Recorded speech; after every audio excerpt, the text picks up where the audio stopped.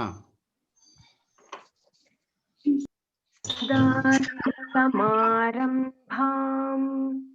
శంకరాచార్యమధ్యమాం అస్మదాచార్యపర్యంతాం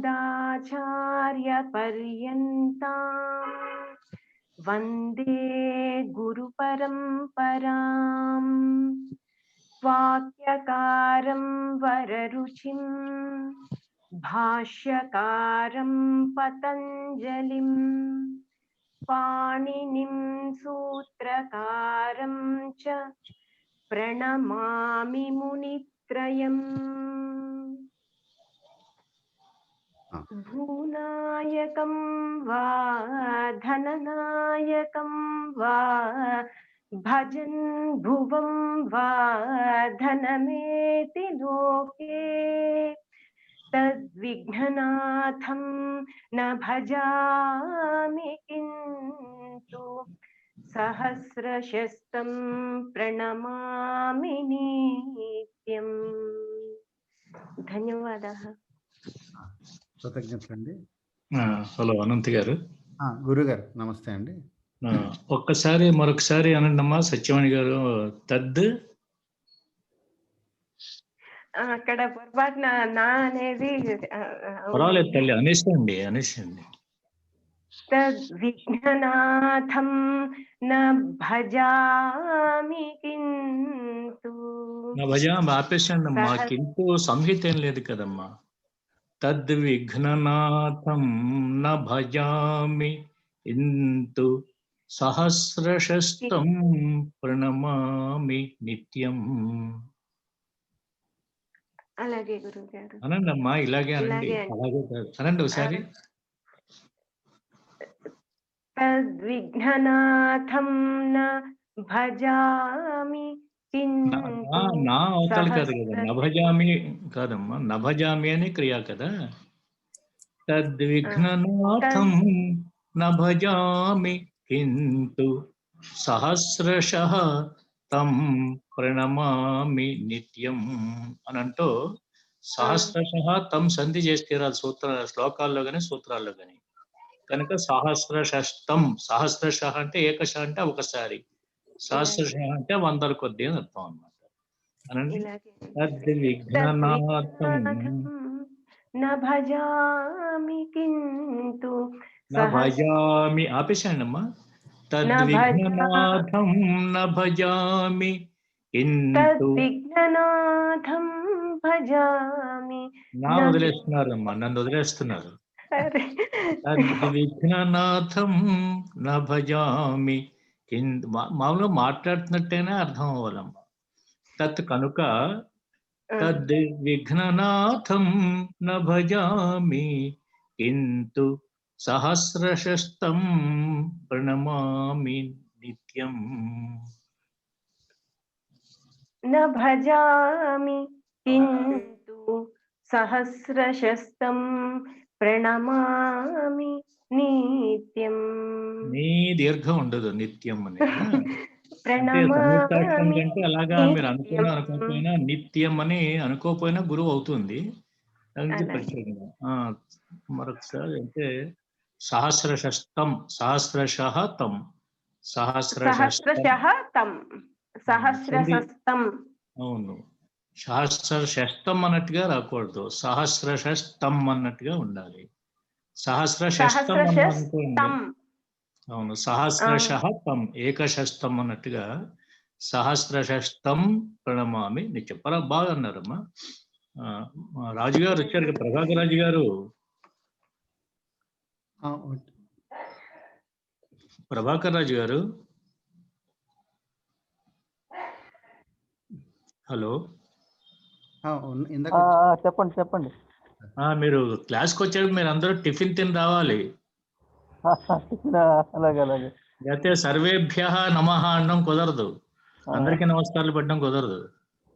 అలాగే మనందరం కలిసి వాళ్ళ డాక్టర్ ప్రభాకర్ గారు ఉన్నారు విశాఖపట్నంలో. ఆ ప్రభాకర్ గారికి మన చంద్రప్రభ తరఫున ఆయన ప్రభలు అంటే ప్రభాకరుల యొక్క ప్రభలు చాలా ఎక్కువగా ఇంకా ప్రసరించాలని ఆ జన్మదిన సందర్భంగా మనందరం ఆయనకి జన్మదిన శుభ కామనలు అందజేద్దాం. ఆ,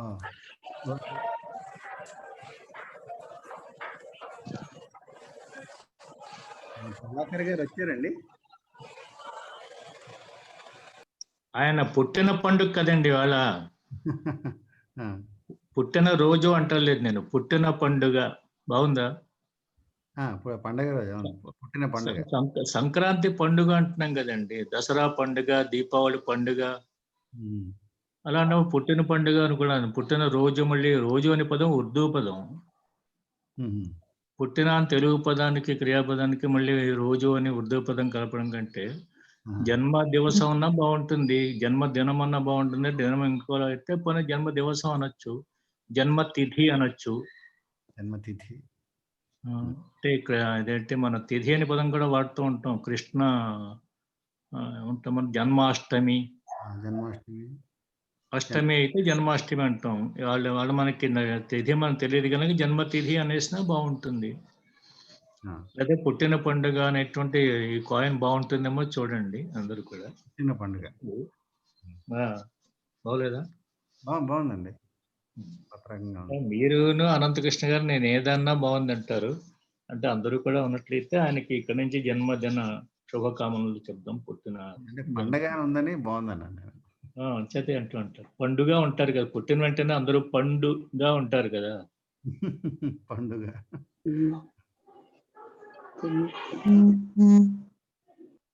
ఇప్పుడు ఎవరు వచ్చారు నాకు పాఠం ఒక్కళ్ళడానికి? మీరే అనువదిస్తారా? నేను అనువదిస్తానండి. ఇంకా వచ్చారండి, అందరూ ఉన్నారు. అంటే దమయంతి గారు వారు ఉన్నారండి, భ్రమర గారు. నమస్కారాలమ్మా దమయంతి గారు, భ్రమరి గారు. అలాగే సుబ్బారావు గారు, ప్రసాదరావు గారు ఉంటే వారికి కూడా నమోవాకాలు చెప్పండి నా తరఫున. నమస్కారం గురుగారు. నమస్కారం. నమోవాకాలండి. ఇంకా పద్మా వేదాంతం గారు కూడా ఉన్నారండి. అదే ఎవరు చెప్తూ ఉంటారు అంటే, నేను చెప్పినట్టుగా అర్థాలు ఏందో నేను దృష్టి వెళ్ళట్లేదు. ఆ పుస్తకాల దగ్గర ఉన్నట్లయితే పంక్తులు చదువుతూ అర్థాలు చెప్పడానికి ప్రయత్నం చేయండి. నేను సూత్రాలు మాత్రం పరిచయం చేస్తాను. నేను మొట్టమొదటి చెప్పినట్టుగా నేను గైడ్గానే ఉంటాను మీ అందరికీను. పుస్తకాలు మీ దగ్గర ఉన్నాయి కనుక అర్థం కూడా చూసి ప్రయత్నం చేయండి. రవ్వ వారి ఎంత దాకా అర్థం ఇచ్చారో నేను అయితే చూడలేదు పుస్తకాలు. లేకపోతే సంశయాలు ఉంటే మళ్ళీ చెప్తూ ఉంటాను. ఓకే, అలాగే గురుగారు. దీంట్లో మొదటి సూత్రం అనుదాత్తంగిత ఆత్మనేపదం అనండి ఎవరో ఒకళ్ళు. అనుదాత్తంగిత ఆత్మనేపదం. అంత గ్యాప్ తీసుకోవద్దు. అనుదాత్తంగిత ఆత్మనేపదం సంధి ఉన్నది ఇక్కడ కనుక అనుదాత్తంగిత వెళ్తేసి ఆత్మనేపదం తర్వాత అనకూడదు. అనుదాత్తంగిత ఆత్మనేపదం అంటే సంహిత ఉన్నది ఇక్కడ. అనుదాత్తంగిత ఆత్మనేపదం. అనుదాత్తంగిత ఆత్మనేపదం. సంధి విచ్ఛేదం చేస్తే చేయండి. అనుదాత్తంగిత ఆత్మనేపదం అనే 2 పదముల సూత్రం. ఈ అనుదాత్తంగిత అనేది పంచములో ఉన్నది. ఈ పంచములో ఉన్నటువంటి పదానికి దీనికంటే పరముగా ఆత్మనేపదం అంటే మీకు తెలుసును. ఆత్మనేపదం అనేటువంటిది ప్రచయాలకి పేరు అని తెలుసు కదా మీకు. తంగానో ఆత్మనేపదం అని సంజ్ఞం చదువుకున్నాం మనం. తంగ అనేటువంటి ప్రచయాలు 9, ఆన అంటే షానచ్చు, కానచ్చు, ఈ 11 ప్రచయాలకి ఆత్మనేపదం అని పేరు పెట్టాడు. కాబట్టి అనుదాత్తంగిత అనేటువంటిది ఏదైతే ఉన్నదో దానికంటే ధాతోహని మధ్యలో వస్తుంది అనుకోండి. ధాతోని అధికారంలోనే ఉంటుంది సూత్రం. కాబట్టి అనుదాత్తంగిత ధాతోహో ఆత్మనేపదం స్యాత్ అనేటువంటిది మొత్తం సూత్రంగా అర్థం అనమాట. లస్య అనే అధికారం కూడా ఉంటుంది. లస్య అంటే దేని స్థానంలో ఆత్మనేపదం రావాలి అంటే, ఆత్మనేపదం అని పేరు కలిగినవి ప్రచయాలు కదా. ఈ ప్రచయాలు దేని స్థానంలో వస్తాయి? లస్య మొట్టమొదటి అన్నాడు లస్య అని చెప్పనని. ఇది అధికార సూత్రం అంటూ ఏతే అష్టాదశ లాదేశాః స్యుః అని అన్నాడు మనం చదువుకున్నప్పుడు. ఈ 18 ప్రత్యయాలు కూడా లకార స్థానంలో ఆదేశంగా వస్తాయి. ఈ 18 ప్రత్యయాల్లో ఆత్మనేపదం దేనికి చేయాలి, పరస్మయ పదం దేనికి చేయాలి అంటే ప్రాథమికంగా లక్ పరస్మయ పదం అనేశారు. లకార స్థానంలో పరస్మయ పదం అనే ప్రత్యయాలు కలిగిన పేర్లు అన్నీ వచ్చేస్తాయి 18 అని చెప్పి. ఆ సౌండ్స్ రాకుండా చూడండి కొంచెం ఎక్కడి నుంచి వస్తున్నాయో. తర్వాత ఇప్పుడు ఆత్మనేపదం అనే 11 ప్రత్యయాలు ఎటువంటి ధాతువు కంటే వస్తాయి చెప్పినట్లయితే మిగిలినవన్నీ పరస్మై పదం అనే పేరు కలిగిన ఆ 9 ప్రత్యయాలు శత్రు ప్రత్యయం కానీ మిగతా వాటికంటే వస్తుంది శేషం కంటే. ఇప్పుడు ఆత్మనేపదం చెప్తున్నాడు చూడండి. ఆత్మనేపదం ప్రత్యయాలు లకార స్థానంలో రావాలి అంటే ఆ ధాతువు ఎటువంటిది కావాలంటే అనుదాత్తంగిత ధాతోహో అనండి. అనుదాత్తంగిత ధాతోః. ఆ, ఈ సూత్రంలో అనుదాత్త తర్వాత కవర్గ పంచమాక్షం అనుదాత్తంగ్ అనుదాత్తంగ్. ఇతహ అని ఉంటారు. ఇతహ అని ఉంది మూడో పదం. అవునండి. అనండి అవునండి అని కూడా అనేసేయండి. అనుదాత్త ఇతహ అని 3 పదములు ఉన్నాయి. ఈ అనుదాత్తం ఇతహ అని పంచములో ఉందని ప్రథమలో మొట్టమొదటి చెప్పుకుంటాం విగ్రహవాక్యం. తర్వాత తస్య తస్మాత్ అని తర్వాత చెప్పుకుంటాం కదా. ఇప్పుడు మొట్టమొదటి అనుదాత్తశ్చ అంగచ అనుదాత్తంగౌ అనండి. అనుదాత్తశ్చ కవర్గ పంచమాక్షం కేవలం హల్ అన్నమాట. అనుదాత్తంగా అవుతుంది కదా. అనుదాత్తంగం. తర్వాత అనుదాత్తంగౌ ఇతౌ యస్య. అనుదాత్తంగం ఇతౌ యస్య ఏమవుతుంది? ఇత్తని పదం కలపండి. అనుదాత్తంగిత్ అవుతుంది. తర్వాత తస్మాత్ అన్నమాట. సరే, ఇవన్నీ సూత్రాలకి ఇంకా విగ్రహవాక్యాలను చెప్పట్లేదు. ప్రస్తుతం గమనించండి. అంటే అనుదాత్తేత్ సారాంశం ఏంటంటే అనుదాత్తేతేం ధాతువు కంటేను. చెప్పండి. అనుదాత్తేత ధాతోహో అనండి. అనుదాత్తేత ధాతోః. ఞితశ్చ ఞితః ధాతోః చ. ఞితః ధాతోః అనే కదండి. ధాతోః. అంటే మీకు ఏమిటి, 2 ధాతువుల్లో చాలా రకాలుగా ఉంటుంది. దాంట్లో నకారం మీకు కనిపిస్తూ ఉంటుంది. నిత్యం ధాతువులు షీయింగ్ స్వప్నే అని, వృంగ్ అనేటువంటిది, వృంగు షీయింగు డీంగు ఇలా చోట నకారం కనిపిస్తుంది. ఇత్తుగా అనుబంధం ఇత్తుగా. ఆ నిత్యం ధాతువులు అన్ని కంటే పరమగా లకార స్థానం ఆత్మ ప్రత్యయం వస్తుంది. అర్థమైందా? అర్థమైందండి. నిత్యం ధాతువులు కనిపిస్తూనే ఉంటాయి మనకి. షీయింగ్ అని, వృంగ్ అని, డీయింగ్ అని ఈ రకంగా. ఇక అనుదాత్తేత్ అంటే మనకు తెలియడం కష్టం కనుక వాళ్ళే చెప్పేస్తారు. అక్కడ పుస్తకాల్లోనే ఇవన్నీ అనుదాత్తేత్తులు అని లిస్టు చెప్పేస్తారు. అనుదాత్త స్వరము కలిగి ఉన్నాం అనమాట. అనుదాత్తేత ధాతోః. అనుదాత్తము ఇత్తుగా కలిగిన ధాతువులు. అనుదాత్తం ఇత్తుగా కలిగిన ధాతువులు మనకు తెలియవు. అన్ని చోట్ల అకారమే ఉంటుంది. పచాలోనూ చకారం పైన అకారమే ఉంది. ఏధాలోనూ ధకారం పైన అకారమే ఉంది. పఠాన్లో ఉన్నప్పుడు ఠకారం పైన అకారమే ఉంది. అన్ని అకారాలు ఉంటాయి సాధారణంగా కదా. అంటే ధాతువులు చివర హలంత ధాతువులు ఒకవేళ అంటే అనుబంధాలు పోయిన తర్వాత మిగిలినవి. అయితే కాకుండా జీ ధాతువు నీ ధాతువులు వేరు సంగతి. అకారం కనబడిందంటే మాత్రం కొంచెం శంకించాల్సింది. అకారమే ఉండక్కర్లేదు, ఇకారం కూడా ఉండవచ్చును. అది అనుదాత్తం కాదా అనే విషయం మనం ఏం శ్రమ పడకుండా వాళ్ళే చెప్పేస్తారు. కాబట్టి మనకేమీ ఆ కష్టం ఏం లేదు. మనకి నిత్ అనేది ఎదురుకుండా తెలుస్తూనే ఉంటుంది. కాబట్టి అనుదాత్తమైన ధాతు అనుదాత్తం ఇత్తుగా ఉన్న ధాతువు కంటే గాని, నకారం ఇత్తుగా ఉన్న ధాతువు కంటే గాని పరమగా లకారాదులు 10 ఉన్నాయి కదా. ఆ లకారాద స్థానంలో ఆత్మనేప ప్రత్యయాలు వస్తాయి అంటారు ఈ సూత్రం చేత. మొట్టమొదటి పంక్తి ఏమిటంటారంటే, పుస్తకాలు ఉంటే చూడండి, లేకపోతే వినండి. చాలా మంది పుస్తకాలకే చూడొద్దు. ఎవరో మీరుంటే చూడండి. అవిశేషేణ ధాతో ఆత్మనేపదం పరస్మైపదం చ విధాస్యతే తత్ర అయం నియమ క్రియతే. అంటే మొట్టమొదటి మనకి లకార స్థానంలో 18 ప్రత్యయాలు వచ్చేస్తాయి అన్నారు కదా. లస్యాన్ని ఏతే అష్టాదశాదేశ స్యుహ అనేసారు కదా. 18 ప్రత్యయాలు వచ్చేస్తాయని చెప్పారు లకారాదుల స్థానంలో. ఇప్పుడు నియమం చేస్తున్నారు అనమాట. మరి 18 ప్రత్యయాల్లో అంటే 9 ప్రత్యయాలు ఒక చోట, 9 ఇంకో రకంగా 9 ప్రత్యయాలు కనిపిస్తున్నాయి తప్ప మొత్తం 18 ప్రత్యయాలు ఉభయ పదుల్లో తప్ప కనబడట్లేదు కదా. కాబట్టి నియమం పెట్టారన్నారు. అనుదాత్తేతః ఏ ధాతవః ఞితశ్చ ఏ ధాతవః తేభ్యః ఆత్మనేపదం భవతి నా అన్యేభ్యః. అంటే నువ్వు ఆత్మనే ప్రత్యయాలు రావాలంటే ఆ ధాతు అనుదాత్తము ఇత్తుగా ఉన్నది అవ్వాలి, నకారం ఇత్తుగా ఉన్నది కానీ కావాలి.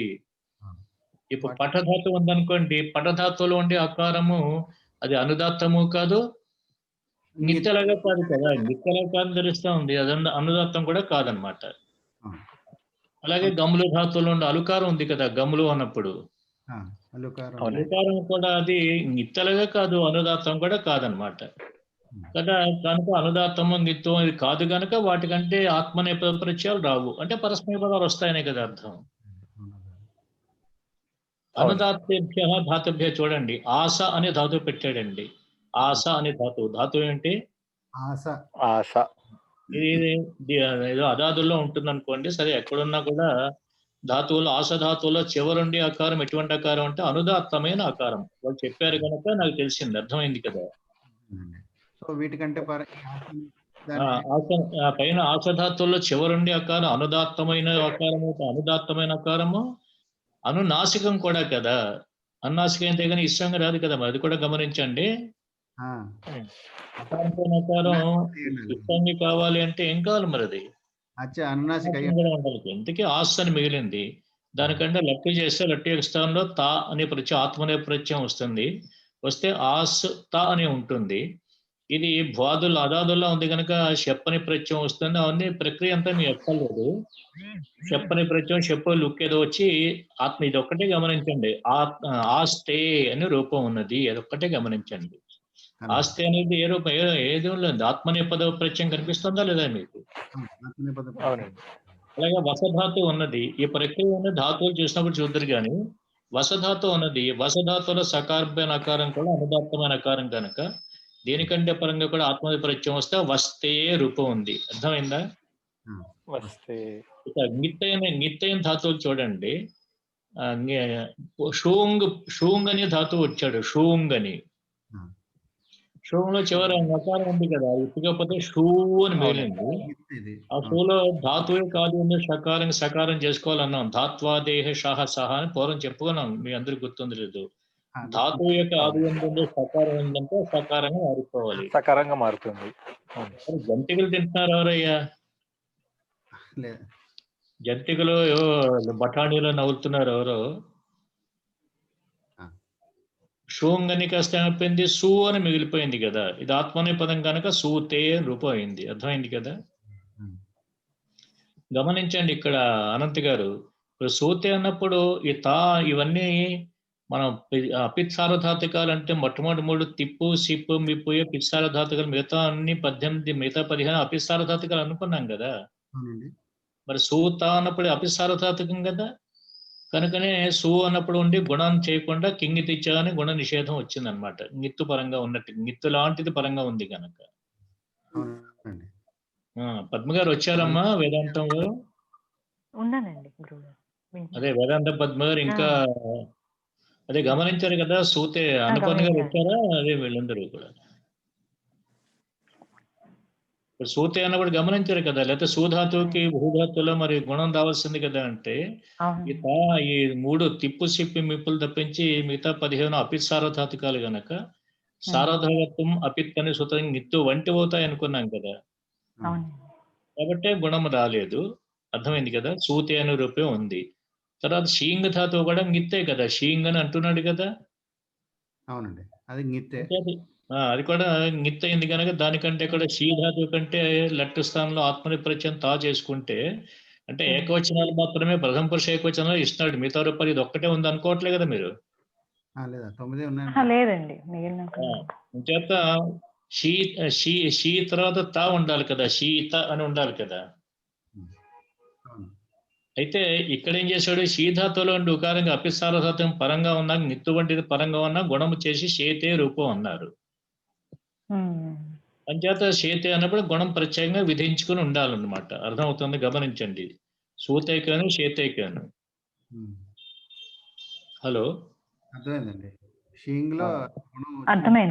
అంటాడు ఏదో షింగ సారధాత ఏదో సూత్రం చేత గుణం ప్రత్యేకంగా విధించుకున్నాడు. లేకపోతే గుణం వచ్చే అవకాశాలు సూతే అన్నప్పుడు ఎలాగ రాదో షేతే అన్నప్పుడు గుణం అలా రాకూడదు, విధించుకున్నాడు మళ్ళీ ప్రత్యేకంగా. ఆ సూత్రం తర్వాత చూద్దరు. ఇప్పుడు కేవలం నేను ఆత్మనేపదములు పరస్మయ పదాలు మాత్రమే పరిచయం చేస్తున్నాను. తర్వాత భావకర్మణో అనే సూత్రం అండి. భావకర్మణో అనేటువంటిది ఒకటే, సంధి విచ్ఛేదం ఏం లేదు కదా.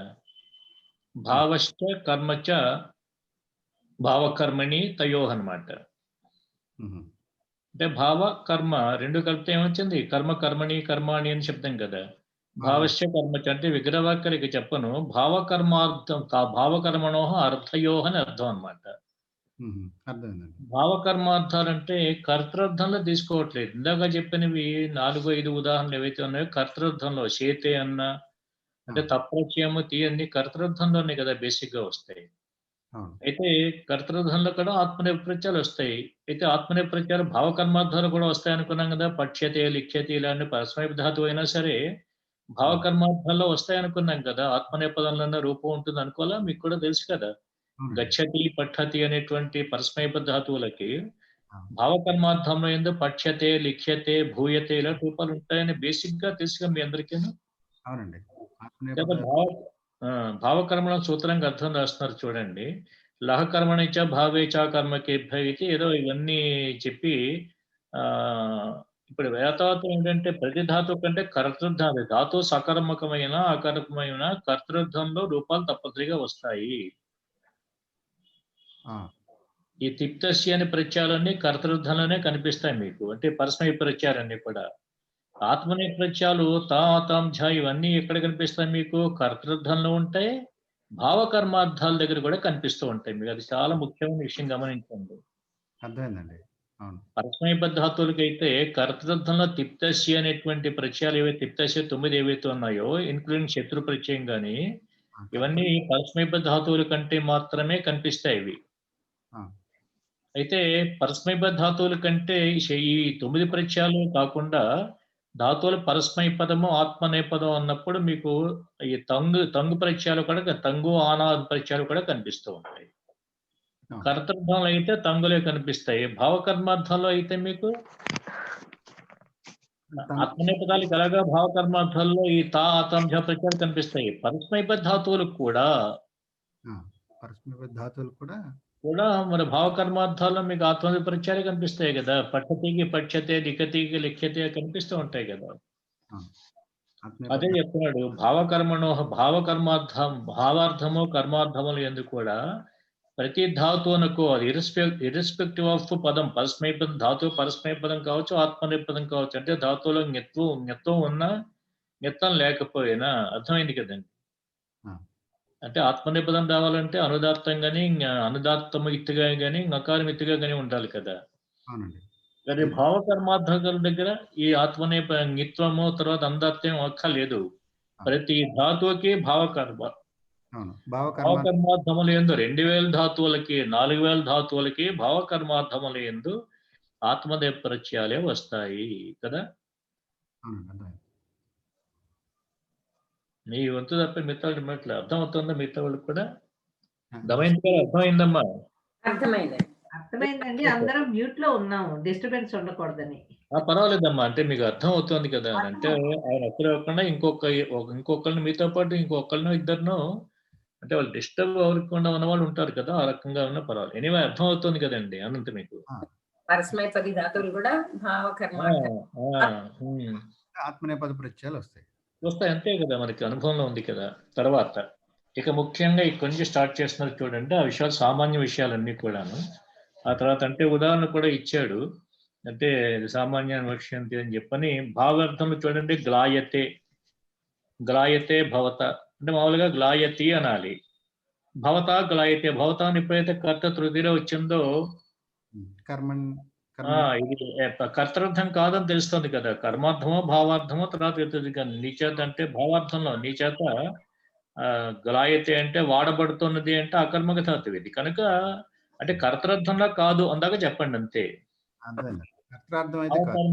ఏదో ఒక అర్థంలో వచ్చింది, ఏ అర్థంలో వచ్చిందో మీరు డిసైడ్ చేసుకుంది. కానీ చెప్పాల్సింది కర్తృర్థంలో రాలేదు, భావకర్మార్థంలో ఒక అర్థంలో వచ్చింది అని చెప్పడం అన్నమాట. అలాగే సుప్యతే భవత భవాన్ స్వపితి అంటాం. భవత సుప్యతే అంటే మీకు అర్థమైంది కదా. ఎందుకంటే సుప్యతే అంటే ఇది అకర్మక ధాతువు కనుక భావార్థంలో వచ్చినట్టు లెక్క అనమాట. అలాగే భవత ఆస్యతే నీచే కూర్చోబడుతుంది ఏమన్నా అకర్మక ధాతువులే మూడు కూడాను. కర్మార్థంలో చూడండి, కర్మార్థంలో ఇచ్చినాడు క్రియతే కటహ క్రియతే భవత అన్నమాట. నీ చేత కటహ చేప ఏదో చేయబడుతోంది. అలాగే హ్రియతే భారము హరించబడుతోంది, తీసుకెళ్ళబడుతోంది అని అర్థం అనమాట. సరే కర్మకర్తరి ఇది కర్మకర్తరి అర్థంలో అంటే కర్తృర్థము భావార్థము కర్మార్థులు కాకుండా కర్మకర్తృర్థము అని ఒక అర్థం అన్నమాట. కర్మకర్తృర్థం ఏమంటారు? కర్మకర్తృర్థము. అంటే కర్మకే కర్తగా వివక్షిస్తూ ఉంటాం. అంటే కర్మని కర్తగా వివక్ష చేయడం అంటే అర్థం ఏంటంటే, ఇప్పుడు చూడండి కొన్ని సర్వీ వృక్షాలే ఉంటూ ఉంటాయి. మీకు తెలుసు కదా, బాజులు పందిళ్ళు వేస్తూ ఉంటాం మనం. ఇల్లు కట్ట కూడా సర్వీ వృక్షాలు వాడుతూ ఉంటాం. సర్వీ బాజులు అంటూ ఉంటారు. మీకు విశాఖపట్నంలో తెగ దొరుకుతాయి, అక్కడ సముద్ర బొడ్డులో. ఇల్లు కట్టేటప్పుడు వాడుతూ ఉంటాం కదండి, బాజులు వేసుకుంటూ ఉంటాం కదా, పంచ వేస్తూ ఉంటాం కదా. అవునండి. అలాగే పూర్వం అయితే మనకి పెళ్లిళ్ళకి వాటికి కూడా తాటాకు పందిర్లు వేసేటప్పుడు కూడా ఈ గడంచే పేరు ఏమిటంటారో మీరు నాకు తెలియదు, మీకు అర్థమైందో లేదో. సరుగుడు చెట్టు అంటారండి. అవునండి, సరుగుడు చెట్టు అంటారు. సరుగుడు చెట్లు, ఈల చెట్లు అని కూడా అంటారండి. అదే అందుకనే అంటారు. ఆ చెట్ల యొక్క స్వభావం ఏమిటంటే ఎవరో పగలగొట్టక్కర్లేదు, వాటంతటే కట్ అయిపోతూ ఉంటాయి, మధ్యలో బీట తీసుకుంటాయి, గమనించండి. అవునండి. అంచేదే ఇచ్చాడు కర్మకర్తను లోయతే కేదార స్వయమేవ. ఈ కేదార అంటే కొన్ని పంటలు కూడా ఆటోమేటిక్ గా వాటంతా కట్ అయిపోతూ ఉంటాయి అన్నమాట. అయితే కర్మకర్త అంటే కర్మకే కర్తని అంటే మనం ఏం చేయాలి, కేదార వృక్షాన్ని మనం ఖండిస్తాము అని చెప్పుకోవాలి కదా, వాటికి అవే చీలిపోతూ ఉంటాయి మనం ఖండించక్కర్లేకుండా. సర్లేండి, ప్రస్తుతం అంత విశేషం అన పరస్మయ పదం నభవతి అన్నమాట. తస్య విధాని తర్వాత కర్తరి కర్మ వ్యతిహారి. ఇక్కడి నుంచి కొంచెం చూడడం జరుగుతాను. కర్తరి కర్మ వ్యతిహారే. కర్మ వ్యతిహారము అంటే కర్మ అంటే ఇక్కడ క్రియ అనే అర్థం అనుకోండి. క్రియ యొక్క వ్యతిహారం అంటే వినిమయము అన్నమాట. వినిమయం అంటే ఏంటి? సాధారణంగా తల్లి వంట చేస్తుంది, పిల్లేమో ఏదో టీ కాస్తుంది, లేకపోతే కాచదు, అది కూడాను. కర్మ వ్యతిహారం అంటే మీరు చేయవలసిన పని నేను చేయవలసిన పని మీరు చేయడం అన్నమాట. అంటే టీచర్ చేయవలసిన పని స్టూడెంట్ చేయవలసిన పని టీచరు, అలా సుమారుగాను. అంటే కూలివాడు డ్రైవరు లేకపోతే కూలివాడు రావాలి, రాకపోతే ఏం చేస్తాం, వాడి పని వీడి పని వాడు చేయక తప్పదు కదా. కర్మ అంటే వ్యతిహారం అంటే వినిమయము అని అర్థం. ఉదాహరణ చూస్తే మీకు అర్థం అవుతుంది చూడండి. ఈ కర్మ వ్యతిహారం ఉన్నప్పుడు కూడా ఆత్మ అనే పదం వస్తుంది అంటారు. ఆత్మ పరిచయాలే అంటే ధాతు పరస్మయ పదం కావచ్చు, ఉభయ పద ధాతు ఉందనుకోండి, అప్పుడు కూడా ఆత్మ అనే పదం మాత్రమే ఉంటుంది అని అర్థం. అర్థమైందండి. కర్మ శబ్ద క్రియావాచి, వ్యతిహారం అంటే వినిమయం అర్థము. ఎత్ర అన్య సంబంధిని క్రియాం అన్య కరోతి, ఎక్కడైతే ఇంకోటి సంబంధించిన క్రియ ఇంకోటి చేస్తూ ఉంటాడు అంటే అదేమో పెద్ద సమస్య కాదంటే, ఉదాహరణ ఏం చెప్పక్కర్లేదు. వంట చేయవలసిన వాడు బలానా లేదు కదా, మగవాళ్ళు కూడా వంట చేయడానికి ఉంటూ ఉంటాయి. కానీ వంట చేయవలసిందేమో ఒకవేళ మీరేమో వంట చేస్తూ ఇంకోళ్ళేమో ఇది ఇంకో పని చేసినట్టు కొంచెం ఇదిగా ఉంటుంది, తప్పని పరిస్థితులు చేస్తూ ఉంటాం కదా. అలాంటి చోట ఆత్మ అనే పదం మాత్రమే వాడాలంటే ధాతువు పరస్మయ పదం అన్నా ఆత్మ అనే పదం వాడాలి.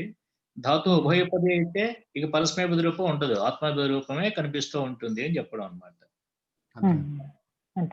ఉదాహరణ చూస్తే మీ ఇంకా వస్తుంది, తెలుగులో వివరణ కూడా చూడండి. తర్వాత లునతే బహువచనం, ఇది లూనాతే లునతే అని వ్యతిలునతే అని ఇచ్చాడు. అంటే కట్ చేయడం అన్నమాట. అంటే యజమానుడు సేవకు చేసినటువంటి వరి కుప్పను ఏదో కోస్తూ యజమానుడు కోసినట్టున్నాడు అనుకోండి, ఆ టైంలో పర్వాలేదురా, నువ్వు ఇంట్లో ఒక్కడ మామూలుగా ఏదో వంట చేస్తూ నేనేమో కోస్తాను, ఏదో సందర్భం పెట్టాలి అంటాం కదా, పర్వాలేదు అన్నట్టుగా. ఒకటి చేయవలసింది ఇంకోటి చేయడం వ్యతిలునతే అని అర్థం అన్నమాట. అలాగే వ్యతి పునతే ఈ రూపాలన్నీ అర్థాలు ఇస్తారు చూడండి. కర్మ వ్యతిహారే ఏమంటే లోనంతి అంటే కర్మ వ్యతిహారం లేదనుకోండి, ఎవరు కోయవలసిన కోతలు వాళ్ళకి వస్తే లునంతి అంతే, వాళ్ళు కట్ చేసినారు అంతే. అంటే చేయవలసిన పని వాళ్ళే చేయాలి, కోతని వాళ్ళే చేస్తున్నారు అర్థం. అర్థమైంది కదా. లునాతి ఏకవచనము, లునంతి బహువచనం ఇచ్చారనుకోండి, అలా అయినా పర్వాలేదు. లునా తర్వాత నా గతి హింసార్థేభ్యం, మళ్ళీ ఇప్పుడు చెప్పిన సూత్రంకే చిన్న నిషేధం, వెంటనే నిషేధం ఇస్తున్నారు. అయితే ఆ కర్మ వ్యతిహారం అంటే ఒక చేయవలసిన పని ఇంకోళ్ళు చేసే సందర్భంలో గతిని చెప్పే ధాతువు గాని, గత్యర్థకం అంటే గమ్లు గతో ధాతు అన్నది, చర గతి క్షేపణి ఇలాంటి ధాతువు, అనహింసా గత్యో ఇలాంటి ధాతువులు గత్యర్థకమైన ధాతువులు చాలా ఉన్నాయి. అలాగే హింసార్థేభ్య గతి అర్థ అనే పదం చివరుంది గమనించండి. గతి హింస అర్థ 3 పదములు ఉన్నాయి. ఈ అర్థ అనే పదం రెండుగా అన్వయిస్తే గత్యర్థకమైన ధాతువులు, హింసార్థకమైన ధాతువులు ఉన్నాయి. వాటికంటే పరముగా ఒకవేళ ఈ కర్మ వ్యతిహారం ఉన్నా సరే ఆత్మ అనే పదము రాదు. నిషేధం. అంటే దానికి ఆత్మనేపదం నిషేధం అన్నమాట. పూర్వేణ ఆత్మనేపదం ప్రాప్తం ప్రసిద్ధ్యతే. గత్యర్థేభ్య హింసార్థేభ్యశ్చ ధాతుభ్యః కర్మ వ్యతిహారే ఆత్మనేపదం న భవతి. వ్యతిగచ్చంతి. చూడండి, వ్యతిగచ్చంతి అంటే ఏమిటనమాట? గచ్చంతి అంటే గమ్యధాతువే కదా. వ్యతిగచ్చంతి అంటే అర్థం ఏంటి? వాళ్ళ మొదలు వీళ్ళు వెళ్తున్నారు అని అర్థం అనమాట. ఒకళ్ళు వెళ్ళాల్సిన చోట ఇంకోటి మన రిజర్వేషన్ కూడా అయిపోయిన తర్వాత ఏదో పనిగా ఆగిపోతే మన వాళ్ళు వస్తుంది, ఆ పని వాళ్ళు, ఈ పని వీళ్ళు చేస్తూ ఉంటారు కదా. కానీ గమ్ల ధాతువు అనేటువంటి గత్యార్థకమైన ధాతువు గనక ఇది కర్మ వినియోగం ఉన్నా కూడా వ్యతిగచ్చంతి అని ఉంటుంది తప్ప ఆత్మనేపద రూపం ఉండదు. అలాగే వ్యతి సర్పంతి, సర్పతి అన్న కూడా గత్యర్థకమే, సృగతం అనే ధాతువే. అయితే సృధాతువుకి సర్పంతి అంటే స్పీడ్ గా వెళ్ళడం, గచ్చంతి అంటే మెల్లిగా ఏదో పెళ్లివారి నడకలాగా. వ్యతి గచ్చ సర్పంతి అంటే సర్పతి కనుకనే సర్పహ అన్నారు పాముని. స్పీడ్, అందుకనే భయపడతాం. అలాగే రాజు పిలిచాడు అనుకోండి, రాజుగారు యజమానుడు గమనం మేము ఎలా వెళ్తాం అంటే పరిగెట్టి వెళ్ళడం, అడుగు ముందర స్పీడ్ గా పరిగెట్టినట్టుగా. ఉపసర్పతి అంటే స్పీడ్ గా వెళ్ళడం అనమాట. అడుగు పెద్ద పిలిచిన వెంటనే పెద్దవాళ్ళు పిలిస్తే గమ్మని వెళ్తూ ఉంటాం కదా. అలాగే హింసార్థక ధాతువులు వ్యతి హింసంతి. గమనించండి, వ్యతి హింసంతి అంటే హింస ఒకళ్ళు చేయవలసిన హింస ఇంకోళ్ళు చేశారు అనుకోండి, అప్పుడు కూడా ఆత్మనేపదం రాదు. అలాగే వ్యతిఘ్నంతి ఇలాంటి రూపాలు గమనించండి. తర్వాత ఈ ప్రతిషేధం వార్తికాలు ప్రవేశించి ఈ ప్రతిషేధించేప్పుడు గత్యర్థములు హింసార్థములే కాకుండా హసాదీనాం ఉపసంఖ్యానం, హస నవ్వడం ఇలాంటి వాటి విషయాల్లో కూడా చేర్చుకోండి అన్నారు. వ్యతిహసంతి అంటే మరి ఇదేమిటో తెలియదు. ఒకళ్ళు నవ్వడం ఇంకోటి, ఒకళ్ళు నవ్వని ఇంకోటి నవ్వడం ఏమిటో తెలియదు. అంటే జోక్ వేసిన వాడు ఒకవేళ నవ్వకుండా జోక్ వేస్తే మిగతా వాళ్ళు నవ్వాలి కదా. వాళ్ళు నవ్వకుండా వీడే నవ్వేస్తున్నాడు, అదే అర్థాలు గమనించండి మీరంతా కూడా. దాని విషయాలు హింసార్థక హసాదులకు కూడా ఈ ఆత్మనిబంధన రాదంటే వ్యతి హసంతి, వ్యతి జల్పంతి. వ్యతి జల్పంతి అంటే ఎక్కువ మాట్లాడుతూ ఉంటారు అనమాట. వాళ్ళు మాట్లాడాల్సిన చెడు మాట్లాడకుండా వీళ్ళే మాట్లాడడం మొదలెట్టారు అనుకోండి. ఎక్కువగా అంటూ ఉంటారు కదా, వీళ్ళ యాంకర్స్ సరదాగా చూపిస్తూ ఉంటారు మనకి. వాడు యాంకరింగ్ వెళ్ళి ఏమిటని వాడు అడగబోతే వాడు చెప్పబోతుంది, నోరు తెరిచి చెప్పబోతుంటే వీళ్ళే ప్రశ్నలు కొద్దీ ప్రశ్నలు తెగవేసేస్తూ ఉంటారు. లేదంటే వాడికి అవకాశం ఇవ్వకుండా. ఆ రకం వచ్చేమో ఏమిటో తెలియదు. అలాగే వ్యతి పఠంతి కూడా. పఠనం అంటే వేదాధ్యయనం. పఠనం అంటే కేవలం వేదాధ్యయనం మాత్రమే పాఠం అని పేరండి. పాఠశాల అంటే వేదం చెప్పే చోటే పాఠశాల అని పేర్లు పూర్వం ఉన్నవి. పాఠం అంటే పట వ్యక్తాయం వాచి. పటధాతువుకి అర్థం ఏంటంటే వ్యక్తమయ్యే చెప్పి శబ్దాలు. మౌనంగా ఉన్నటువంటిది పాఠం కాదనమాట, వేద పాఠం అని అంటారు. అలాగా. తర్వాత హరతేహ అప్రతిషేధ. మళ్ళీ దీంట్లో ఇంకోటి చెప్పండి, హరధాతువుకి మాత్రం అప్రతిషేధ. హరతేహ అప్రతిషేధ మహాభాష్యకారు వార్తికాలు ఇవన్నీ కూడాను. అంటే ఇక్కడ కేవలము ఈ వ్యత్యయమైన కర్మ వినియోగం అన్నప్పుడు సంప్రహారంతే రాజానః సంప్రహారంతే అంటే ఇక్కడ క్రియా వినిమయం ఉందన్నమాట, అటు ఇటును. అంటే కర్త అంటే కర్తరి కర్మ వ్యతిహారేకి వచ్చేస్తాయి అనమాట. అంటే వాస్తవానికి వార్తకి ఇవ్వాల్సిన అవసరం లేదేమో. ఎందుకంటే సంప్రహారంతే అని చెప్తున్నట్టు యుద్ధం చేస్తున్న అర్థంలో ఉంది ఇక్కడ. సంప్రహరంతే అంటే అంటే చంపుతున్నారు. యుద్ధం చేయడం అంటే లేదా మీరంటే యుద్ధం చేస్తున్నారు కూడా అవుతే అవ్వచ్చు అనుకోండి. అంటే సాధారణంగా రాజులు కాకుండా సేనాపతులు సైన్యమో చేస్తూ ఉండేదేమో. రాజు ఇంట్లో హాయి కూర్చొని పేకాడుకుంటూ ఉంటే ఏదో వాడు అంటారు కదా, రోమ్ నగ తగలడిపోతూ ఉంటే ఆయన ఎవరు అంటుంటారు. అలా అయితే అంటే నీరో చక్రవర్తి ఏదో అంటూ ఉంటారు. ఇప్పుడు నీరోని మర్చిపోవచ్చమ్మా. ఎందుకంటే నీరోలు చాలా మంది వచ్చారు.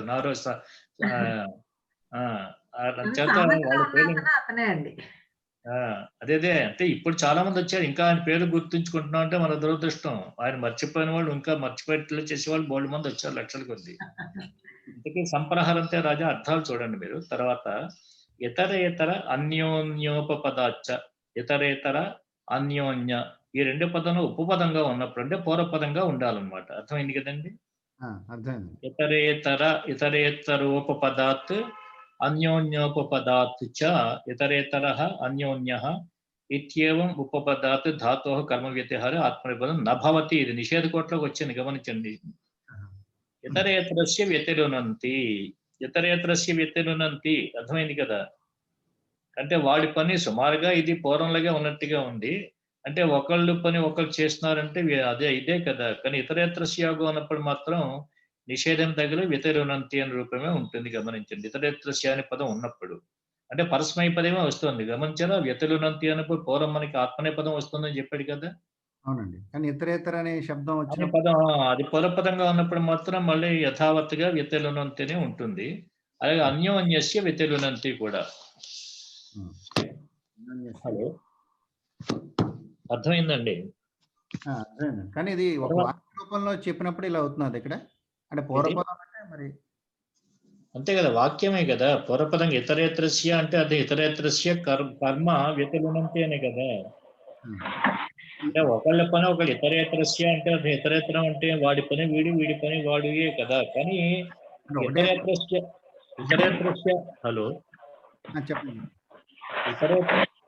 ఏమిటండి మళ్ళీ ఆ సౌండ్స్ ఏంటివి? ఇతరేతస్య అని కానీ అన్యోస్య అని పూర్వపదం ప్రయోగించకుండా కేవలము అంటే మాత్రం ఆత్మనేపదం వాడాల్సిందే. ఇతరేతరస్య అన్యోస్య పదాలు ఉంటే మళ్ళీ పరస్మయ పదమే, దాంట్లో తెలియదు ఏముంది, కష్టం ఏం లేదు, అర్థం చేసుకోండి. తర్వాత పరస్పరోపపదాచేతే వక్తవ్యాన్ని మహాభాష్యకారులు పరస్పరస్య అనే పదం కూడా తీసుకోమంటున్నారు. అంటే ఇందాక చెప్పిన సూత్రం కదా. ఈ వాటికల్లా పరస్పరస్య వ్యతిరునంతి వాడిది వీడు సుమారుగా అప్పుడు కూడా పరస్పర అని పదం వాడినా వ్యతిరునంతి అంటే కర్మ వినియోగం అని అర్థం ఉన్నది. కానీ ఈ పదం ముందర పెడితే మాత్రం వ్యతిరునంతి పరస్మయ పదమే. అంటే ఆత్మనే పదం రాదు, పరస్మయ పదం వస్తుంది అని మనం చెప్పద్దు, ఆత్మనే పదం రాదు అని చెప్పాలి. ఆత్మనేపదం రాదు, ఇది పరస్పర. నేహే విషః, తర్వాత నేహే విషః, నీ అనే ఉపసర్గ ఉంది కదండి. నేరు విషః. మామూలుగా విశతి అనేది పరస్మయ పద ధాతువు, విశతి ప్రవిశతి ఇలా అంటాం కదా. కానీ అన్ని ఉపసర్గలో నీ అని ఉపసర్గ ఉంటే మాత్రం విషధాతువు కంటే ఆత్మనే పరిచయం వచ్చి ఏం రూపం అవుతుంది? నివిశతేవా? అంతే, నివిశతే అని రూపం ఉంటుంది. నివిశతే, నివిశంతి ఇలాంటి రూపాలే ఉంటాయి అన్నమాట. అర్థమైంది కదండి. నివిశతే, నివిశంతే అంటే కేవలం నీ అని ఉపసర్గ ఉంటే మాత్రమే విషధాతువు కంటే పరస్పరం మానేసి ఆత్మనే పదం ఉంటుంది, నివిశతే ఇలాంటి రూపాలు. తర్వాత పరివ్యవేభ్య క్రియ, పరి వి అవ 3 ఉపసర్గలు పెట్టాడు. అంటే నీ అనే ఉపసర్గ కంటే పరంగా ఉంటుందంటే మిగతా 21 విసర్గలు ఉన్నప్పుడు దాని పరస్మయ దానికే ఉంటుంది. అది మళ్ళీ ఇంకా శంకించద్దు. అంటే గమనించాల్సిన పూర్వం మనం ఉపసర్గలు పెట్టేసి 22 ఉపసర్గలు పెట్టేస్తే అదే అనుకుంటున్నాం, అలా కాదు. ఒక్క నీ ఉపసర్గ ఉన్న మాత్రమే విషాదం ఆత్మనేయ పదం, మిగతా అన్ని పరస్మయ పదాలు ఉంటాయి. అది పరస్మయ పద ధాతువు అయితే అర్థం అవుతుంది కదా. ఇక డుక్రీ అంటే ఇక్కడ క్రియ అంటే క్రీ ధాతువు అనమాట. డుక్రీ ద్రవ్యం కొనడం, క్రీణాతి రూపాలు అంటూ ఉంటాం కదా. క్రీణాతి అని కొంటున్నాడు అని. ఈ పరి ఉపసర్గ పెట్టామనుకోండి, పరిక్రీణీతే అని ఆత్మనేపద రూపం ఉండాలి. పరిక్రీణీతే, విక్రీణీతే, అవక్రీణీతే అని ఈ క్రీంగ్ ధాతువు మనకి క్రీం ధాతువు ఉభయ పదము అంటే 2 పరిచయాలకు అవకాశం ఉన్నది. పరస్మయ పద పరిచయాలు ఆత్మ 2 రావచ్చు కదా. కానీ పరి వి అవ అని ఉపసర్గ ఉంటే మాత్రము కేవలము ఆత్మనే పదంలోనే ఉంటుంది. ఉభయ అంటే రెండో పదం ఉభయ పది అయినా సరే ఆ పరస్మయ పద రూపాలు ఉండవు అని చెప్పడం. పరిక్రీణీతే, విక్రీణీతే, అవక్రీణీతే అని తర్వాత చూసాను. తర్వాత మళ్ళీ విశేషంగా కాస్త చూద్దరు కానీ బి పరాభ్యాం జేహే, జేహ అంటే జిధాతు ఉన్నది కదా, జి అనే ధాతువు. ఆ జిధాతువు వి పర 2 ఉపసర్గలు. ఈ మామూలుగా జయతి అని అంటాం కదా. కానీ వి అని పర ఉపసర్గల కంటే పరంగా ఉన్న జిధాతువుకి ఆత్మనే పద పరిచయాలు వచ్చి విజయతే, పరాజయతే అనే రూపాలే ఉంటాయి. మిగతా మీరు దాంట్లో చూడండి. ఆంగోదహ అనాస్య విహరణే, ఆంగ్ అనే ఉపసర్గ మాత్రమే తీసుకున్నారు. దహ అంటే దదాతి అనే ధాతువు ఉంది కదా. ఈ దదాతి అనే ధాతువు కూడా ఉభయ పదము. అంటే దదాతి దత్తే ఆత్మనే పదం ఉంటుంది, పరస్మయ పదం కూడా ఉంటుంది. 2 రూపాలు ఉంటూ ఉంటాయి కదా లకారాత్ స్థానంలో. కానీ ఆంగ్ కంటే పరంగా ఉన్న ధాతువు అయితే ఉన్నదో ఈ ధాతువు కేవలం ఆత్మన పదమే ఉంటుంది. కానీ ఒక కండిషన్, ఆస్య విహరణము అని అర్థం ఉండాలట. ఆస్య విహరణము అని, అనాస్య విహరణము అని అర్థం ఉండాలి.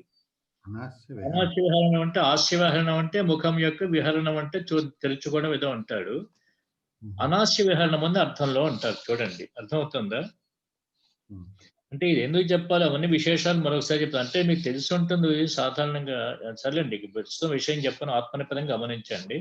అంటే ఏమి ఇచ్చాడు, రూపం ఇచ్చాడు, విద్యాం ఆదత్తే. విద్యామాదత్తే. ఆదత్తే అనే ఉంటుంది తప్ప ఇంకా పరస్మైపద రూపం ఉండదు అనమాట. ఆ పరస్మైపద రూపం ఉండదు కనుక దాన్ని ఉచ్చరించద్దు. ఆదత్తే అని అనండి అంతే. అనాస్య విహరణం కిం అంటే, అనాస్య విహరణం అంటే ఆస్య విహరణం ఉన్నప్పుడు మాత్రమే విద్యామాదత్తే అనాలి. అనాస్య విహరణం అంటే అనాస్య విహరణం ఉన్నప్పుడే ఆత్మనేపదం వాడాలి. మరి ఇది ఆస్య విహరణం అయితే ఏమనాలంటే చూడండి ఇస్తున్నాడు, ఆస్యం వ్యాదదాతి. నోరు తెరుచుకుంటున్నాడు అని అర్థం అనమాట. వ్యాదదాతి అంటే నోటి, అంటే ముఖం వ్యాదాయ స్వపితి అని నోరు, కొంతమంది నోరు తెరుచుకొని పడుకుంటూ ఉంటారు, మీరు గమనించలేదు? అవునండి, నోరు తెరుచుకొని ఏమన్నా చూసారా? అంతే, ఆ మాత్రం తెలుసు అంతే, ఎవరిని చూడలేదు ప్రాక్టికల్. అదే చూడకపోతే చాలా మంది నోరు తెరుచుకుని పడుకుంటూ ఉంటారు. అంటే లేదా పడుకున్న తర్వాత నోరు తెరుచుకుంటూ ఉంటారు, అలా చాలా మంది అలాగ. అంటే కొంతమంది కళ్ళు తెరుచుకుని కూడా పడుకుంటూ ఉంటారు గురువు గారు, అది కూడా చూశాను నేను. అది ఊపిరి ఆడకపోతే నోరు తెరుచుకుంటారండి. ఊపిరాడమే కాదండి రాజన్ గారు, కొంతమంది అలవాటు అలా ఉంటుంది. ఊపిరాడక మీరు చెప్పినట్టు కావచ్చు, కొంతమందికి హ్యాబిట్ చాలా. చిన్నపిల్లలు పుట్టినప్పుడు చూడండి, కొంతమంది బొట్టన వేలు, సైకలాజికల్ డాక్టర్స్ ఏం చెప్తారో బొట్టన వేలు నోట్లో పెట్టుకునే ఉంటారు చీకుతున్నట్టుగా కొంతమంది.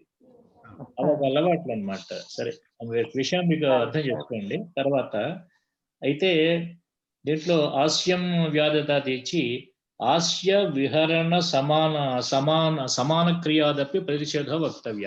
చూడండి, అర్థమైంది కదండి. అంటే అనాస్యం ఉన్నప్పుడు మాత్రమే ఆత్మనేపదం అన్నాడు కదా. అయితే ఆస్య విహరణము ఉంది కదా, ఆస్య విహరణం అనేది దాంతో సమానమైన క్రియలు ఉన్నప్పుడు కూడా, ఆస్యం వ్యాధదాతి అని అన్నాడు కదా అక్కడ, అలాంటి క్రియలు ఉన్నప్పుడు కూడా ఆత్మనేపథం ప్రతిషేధం చెప్పుకోండి అని చెప్పని మహాభాష్య వార్తికము విపాదికాం వ్యాధదాతి అని ఇచ్చాడు, గమనించండి. అర్థమైందండి? ఇంకా ఏదైనా కన్ఫ్యూజన్ ఉందా? అంటే ఇప్పుడు ఈ వార్తికంలో ఏం చెప్పాడో అర్థం లేదండి కొంచెం. అదేనండి, ఆత్మనేపథం ఎప్పుడు వస్తుంది? అనాస్య విహరణం ఉన్నప్పుడు, ఆస్యం యొక్క విహరణం లేకుండా ఉన్నప్పుడు. అనాస్య విహరణం అంటే విద్యామాదత్తే అంటే విద్యను తీసుకుంటున్నాడు అంటే అక్కడ ఆస్య విహరణలో ఏం లేవు కదా. అనాస్య విహరణం అంటే ముఖం తెరుచుకోవడం అని కాదు కదా, విద్యను తీసుకుంటున్నాడు అంటే నోరు తెరుచుకుని తీసుకోక్కలే కదా. దాని కౌంటర్ ఎగ్జాంపుల్స్ ఏమి ఇచ్చాడు? అనాస్య విహరణం అంటే ఏమిటంటే ఆస్యం వ్యాధదాది ఇచ్చాడు. ఈ ఆస్య విహరణాంశంతో సమానమైన అర్థం కలిగిన దగ్గర కూడా ఆ రకమైనటువంటి నిషేధ కోట్లో చేసి పరస్మైపదం చెప్పుకోండి అంటూ విపాదికాం వ్యాధదాతి అని ఇచ్చాడు. విపాదిక అంటే అర్థం ఏం రాస్తారో ఒకసారి చూడండి. ఏం రాస్తారు, ఎవరిదైనా ఉందా? అలాగే కూలం వ్యాధదాతి. కూలం అంటే ఒడ్డుని ఈ నీళ్లు కొంచెం గట్టి పడేసేలా చేస్తాయి కదండి. అంటే కూలం సముద్రం ఒడ్డును కొట్టేస్తోంది, నరికేస్తోంది, ఏదో అంటాం. ఏమంటాం మనం? కోసేయడం, కోత, మరి కోసేయడం అంటారు, అలాగనమాట. ఇప్పుడు విపాదికం అంటే ఏమి ఇచ్చాడు అర్థం? గడ్డను తెరుస్తున్నాడు అని ఇచ్చాడండి. తెరుస్తున్నాడు అని అన్నాడు. ఏదండి ఇది? గడ్డమా? గడ్డను తెరుస్తున్నాడు. సరే, ఒకసారి చూడండి తర్వాత దాని అర్థాల మీద కాకుండా. తర్వాత స్వాంగ కర్మకాచేతి వక్తవ్యం. స్వాంగ కర్మ అంటే తెలుసుకొని తన శరీరానికి సంబంధించిన కర్మ ఉన్నప్పుడు కూడా అని చెప్పనంటూ ఇక్కడ వ్యాధదతే పిపీలికాహ పతంగస్య ముఖం. ఉదాహరణ మీకు స్పష్టంగా తెలుగులో అర్థం అవుతుంది, గమనించండి. ఇక్కడ వ్యాధదతే అంటే ఆత్మనిర్బంధం మళ్ళీ ఇచ్చాడంటే ఇందాక చెప్పిన దాన్ని మళ్ళీ కౌంటర్ అనమాట. స్వాంగ వాచకం అయితే స్వాంగ కర్మకం కంటే స్వాంగ కర్మకా చేతి వక్తవ్యం అని చెప్పని మహాభాష్యకారుడు అక్కడ కూడా ఉంటుంది అంటూ, ఇక్కడైతే ఇలాంటి చోట ఉండదు అని చెప్పని వ్యాధదతే పిపీలికాహ పతంగస్య ముఖం అని ఆత్మనిర్బోధవారిని ఇచ్చాడు. ఆ రెండుకి డిఫరెన్స్ మీ దగ్గర ఉంటే పుస్తకం గమనించండి, లేకపోతే మరోసారి నేను చెప్తాను రెండో రౌండ్ లో. క్రీడ అనుసంపరిభ్యశ్చ. క్రీడధాతు ఉంది కదండి, క్రీడతే అంటూ ఉంటాం కదా. ఈ క్రీడధాతు కంటే అను అనే ఉపసర్గ, అను, సంపరి వీటికంటే క్రీడ విహారి అనే ధాతువుట, ఈ ధాతువు కంటే అనుగని సంపరి అనేటువంటి ఉపసర్గల కంటే పరంగా ఉన్నటువంటిది పూర్వ. తర్వాత ఆంపూర్వాచ, ఆంగ్ కూడా అన్నమాట. అంటే అను సంపరిభ్యశ్చ అని అన్నాడు కదా చకారాత్. సో ముందున్న ఆంగ్ కూడా ముందున్న ఆకారం ఆంగ్ కూడా తీసుకోవాలన్నమాట. కొన్నట్లయితే ఏమొచ్చింది చూడండి, అనుక్రీడతే, అనుక్రీడతే, సంక్రీడతే, సంక్రీడతే, పరిక్రీడతే, ఆంగః ఖల్వపి, ఆంగ్ అంటే ఆక్రీడతే. అవును. తర్వాత ఆంగః ఖల్వపి తరే సమ సాహచర్యాత్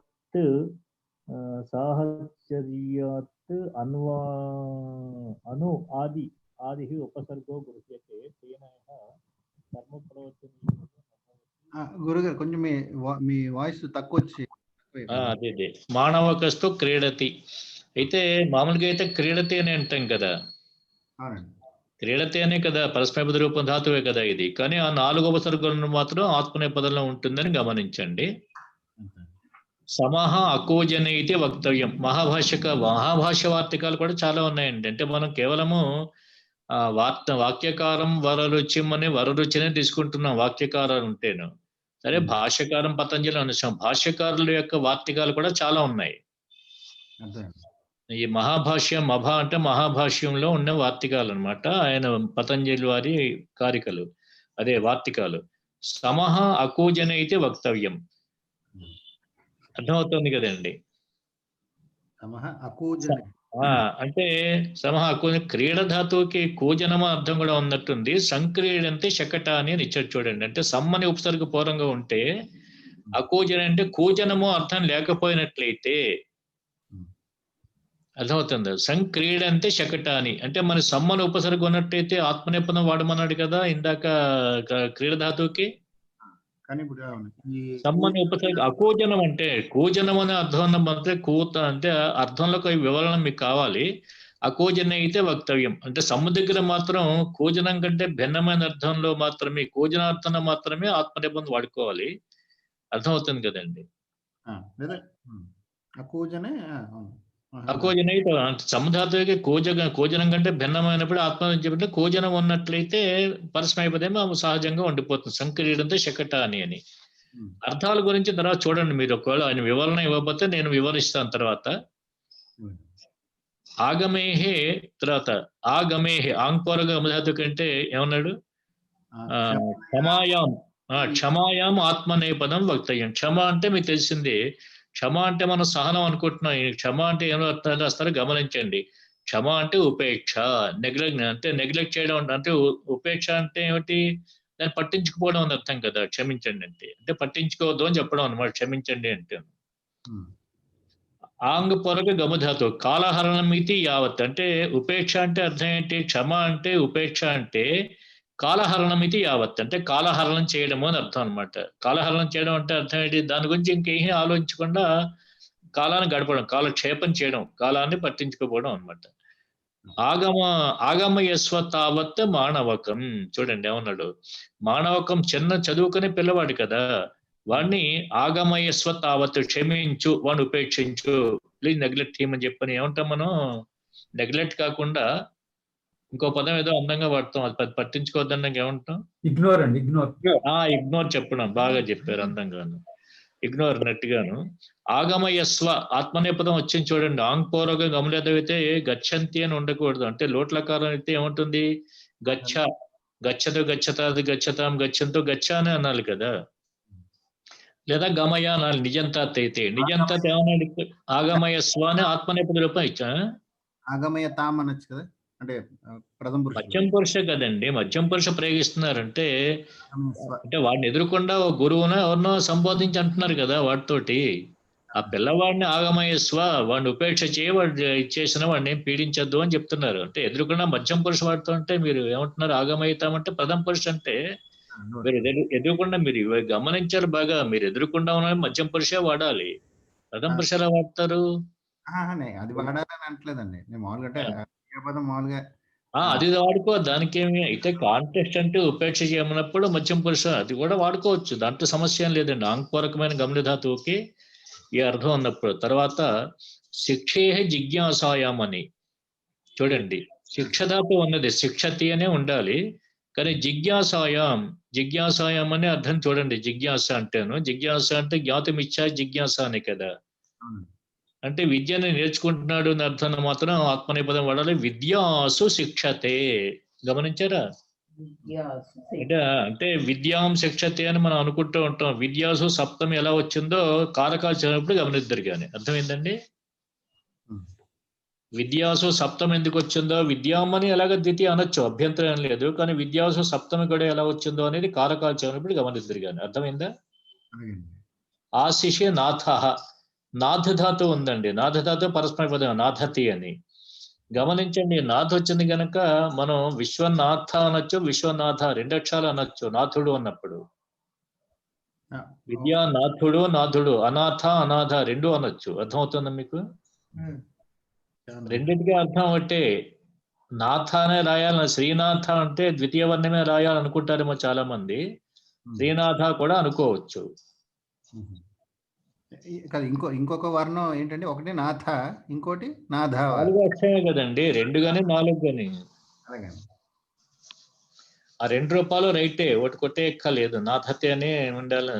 అనాథ అనొచ్చు, అనాథ కూడా అనొచ్చు. అయితే నాకు ఇక్కడ అబ్జెక్షన్ ఏంటంటే, అనాథలు దేశంలో ఎవరు ఉండరని. ఎవడో ఒక రక్షణ ఉంటే, అనాథాశ్రమం అంటే ఆశ్రయం ఇచ్చారు. ఇంకా అనాథలు ఎలా అవుతారు వాళ్ళు? వృధా. అలాగే అనాథ ఉంటే అనాథ ఒక్కడే ఉన్నాడు పరమేశ్వరుడు. ఆయన ఇంకా నాథుడు లేడు కదా. జాత ఉంటే అనాథ నా పరమేశ్వరుడు తప్ప మిగతా వాళ్ళందరూ సనాథులే. అందరూ నాథులు, అనాథలు ఎవరు లేరు, ఈశ్వరుడు మాత్రమే. ఆయన పైన ఇంకా లేదు గనక. అర్థమైంది కదా. సర్పిషో నాథతే. సర్పిష అంటే నీ గురించి ఏదో దాంట్లో కోరుతున్నాడు, ఏదో అర్థం అనుకోండి. అర్థాలు వెతుకండి మీరు.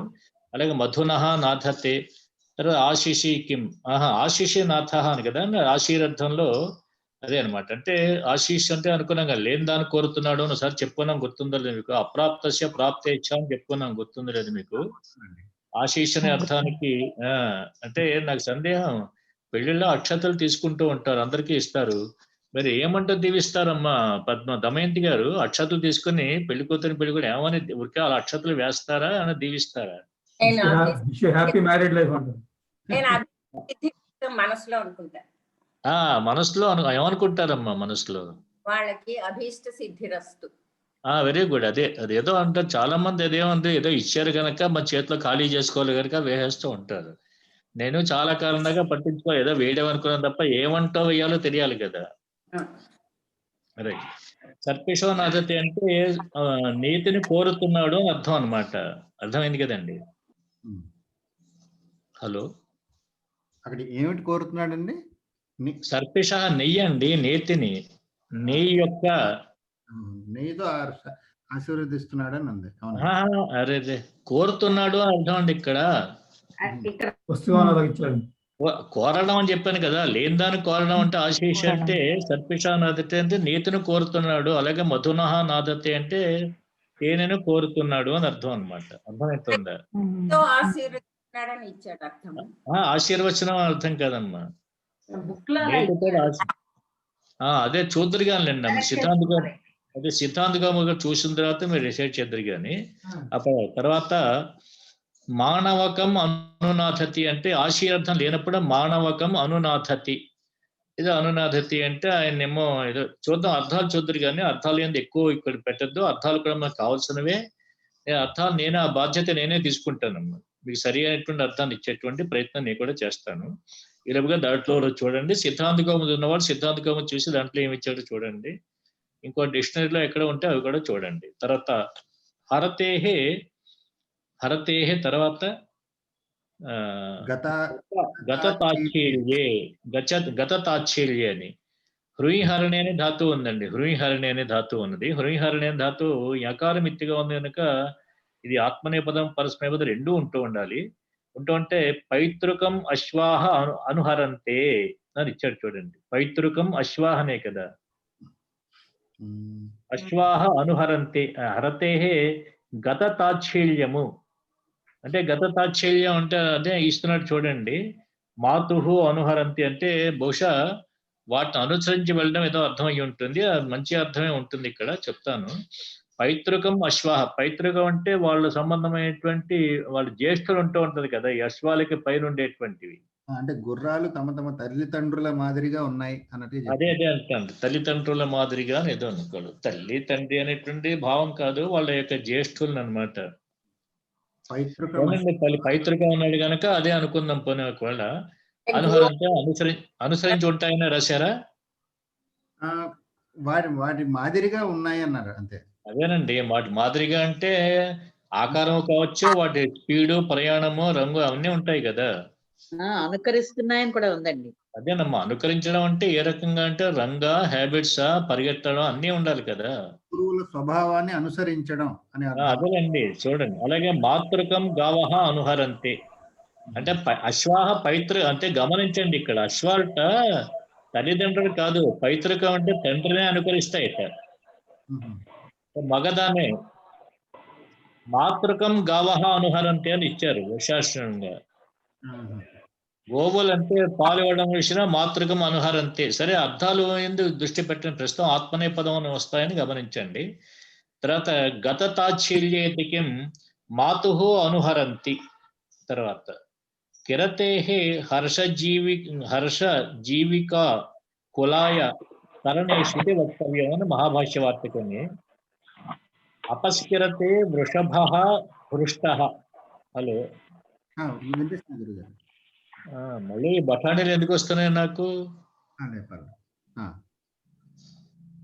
ఈ కిరత అంటే కురువు విక్షేపైన ధాతువు అండి. ఆ కురువు విక్షేపైన ధాతువు కంటే కిరత హర్షము, జీవిక, కులాయము, కరణము ఇవి పూర్వపదంగా ఏ అర్థాలు ఉన్నప్పుడు ఆత్మనేపదం వస్తుందంటో అపస్కిరతే వృషభ హృష్ట అంటే హృష్ట సంతోషించినటువంటి వృషభ ఎద్దు.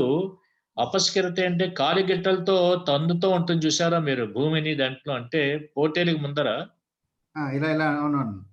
కాలుతో. అదే మన వాడు కబడ్డీ అంటే కూడా కబడ్డీ వెళ్ళే ముందు కూడా వాడి పెద్ద భూమిని కాలుతో ఇలా అంటూ ఉంటాడు ఏదో ఆ వృషభాన్ని అనుసరిస్తూ. అపస్కిరతే వృషభ హృష్ట వృషభ సంతోషం అంటే ఎక్కువైనటువంటి ఆ వృషభం మాత్రము అపస్కిరతే. అర్థమైంది కదండి. అలాగే జీవికాయం అర్థం చూడండి. అపస్కిరతే కుక్కుట భక్షార్థి. ఇందాకనేమో హర్షం అని అర్థం కదండి అపస్కిరతే అని. ఇప్పుడు ఈ కుక్కటం కోడ ఏం చేస్తుంది? తన జీవిక అంటే భూమి లోపల పురుగులు అంటూ ఉంటూ ఉంటాయి. భక్షార్థి కుక్కుట తినేయడానికి కుక్కడ ఏం చేస్తూ ఉంటుంది? జీవిక అని అనమాట. జీవికాయం అని ఇచ్చాడు రాజన్ గారు, గమనించారు. జీవిక అంటే పోషణ గురించి అనమాట, జీవిక. ఆ అర్థంలో ఇచ్చినాడు చూడండి. భక్షార్థి కుక్కుట అపస్కిరతే అని గమనించారు కదా. ఈ కులాయకరణ అంటే కులాయం అంటే నెట్ అంటే పిట్టలు గూడు పెట్టుకుంటూ ఉంటాయి కదండి కులాయం అంటే. కులాయం అంటే గూడు, నెస్ట్, ఎన్ఏ నెస్ట్ అంటూ ఉంటాం. అపస్కరతే శ్వా ఆశ్రయార్థి అంటే ఇక్కడ గూడని కాకుండా ఇక్కడ ఏమి ఇచ్చాడు? అపస్కరతే శ్వా ఆశ్రయార్థి. కుక్క శ్వా అంటే కుక్క ఆశ్రయార్థి అంటే ఆశ్రయం గురించి ఏం చేస్తుంది? అపస్కరతే అంటే భూమిని కొంచెం అలా పొడుస్తూ ఉంటుందండి, అది ఎద్దులాగా అది కూడా కాలుతోటి కొంచెం కాలుతోటి దువ్వడం ఏదో చేస్తుందండి. అవునవును. అంటే మన ప్రకృతి మర్చిపోయాం, ఎందుకంటే మనం అందరూ అపార్ట్మెంట్ లో ఉంటున్నాం కదా, అపార్ట్ ఫ్రమ్ ఒకవేళ నేచర్. అయితే శ్వా అని పుంలింగంలో ఇచ్చాడు, భ్రాంతి పడొద్దు. స్త్రీలింగంలో శుని అంటారు. ఏదో ఒకటి ఇవ్వాలి కనుక శ్వా ఇచ్చాడు తప్ప శుని అలా చేయొద్దు అనుకోక్కర్లేదు. అర్థమైంది కదా. లేదా శ్వాకే ఆ లక్షణం, మగకొక్కే ఆ లక్షణాలు ఉన్నాయేమో గమనించండి. అంటే ఆశ్రయం గురించి అది ఏం చేస్తుందంటే కులాయం ఏదో అపస్కరతే శ్వ ఆశ్రయార్థి. ఆశ్రయం గురించి శ్వ అపస్కరతే అని ఇచ్చాడంటే ఏం చేస్తుందో గమనించంటే నేను కూడా భూమిని కొంచెం ఏదైనా కొంచెం పొడిచినట్టుగా చేస్తుందేమో. అదే కొంచెం కింద చేసి పడుకుంటుందండి. బాగా చెప్పారు. అంటే కొంచెం వెచ్చతనం ఉంటుందనేమో, అంటే కొంచెం వెచ్చగా ఉంటానేమో. సరే, ఇంతకీ హర్షాదిశి లేకపోయినట్లయితే చూడండి, అపకెరతి కుసుమం పువ్వులను ఒకళ్ళు జల్లుతోంది అర్థం అనమాట, అంతే. తర్వాత ఆంగని ఉపసర్గ పూర్వంగా ఉన్నప్పుడు ను ధాతు ఒకటి, నకారు ఒక ను అనే ధాతువు ఒకటి, ప్రచ్చి అనే ధాతువులు ఈ 2 ధాతులు కూడా తీసుకోమన్నారు ఆత్మనే పదంలో. ఆనుతే అని. ఆనుతే శృగాలః. ఇది నక్క, శృగాలం అంటే నక్క అని మీకు తెలిసి ఉంటుందేమో. ఆనుతే నుధాతుకి నుస్తుతో అంటే శబ్దం చేయడం అంటే ఉపసర్గల్లో అయితే అర్థాలు మారుతూ ఉంటాయి. నేను అర్థాలపైన దృష్టి పెట్టట్లేదండి, మాటి మాటికి అంటున్నాను, మీరు ఇంకోలు అనుకోకుండా మీరు కూడా సహకరించండి, కోఆపరేట్ చేయండి. సహకరించడం అంటే హెల్ప్ చేయడం కాదు, సహకరించడం అంటే కోఆపరేట్ చేయడం. కనుక ఆపృచ్ఛతే గురుం. ఆపృచ్ఛతే గురుం అంటే గురువుని ఆపృచ్ఛతే అంటే అడుగుతున్నాడు, పర్మిషన్ అడుగుతాడు వెళ్ళిపోవడానికి, అంటే వీడుకోలు గురించి అని అర్థం అండి. ఆపృచ్ఛతే అంటే పూర్వం మనకు అర్థం అనుకున్నాం, ఆపృచ్ఛ అంటే వీడుకోలు తీసుకోవడం అనమాట, వెల్ఫేర్ అని. హలో అర్థమైందండి. రాజన్ గారు, ఈ వెల్ఫేర్ అంటాం, తిరిగేసి ఫేర్వెల్ అంటాం. వెల్ఫేర్ కి ఫేర్వెల్ చెప్పడం, వెల్ఫేర్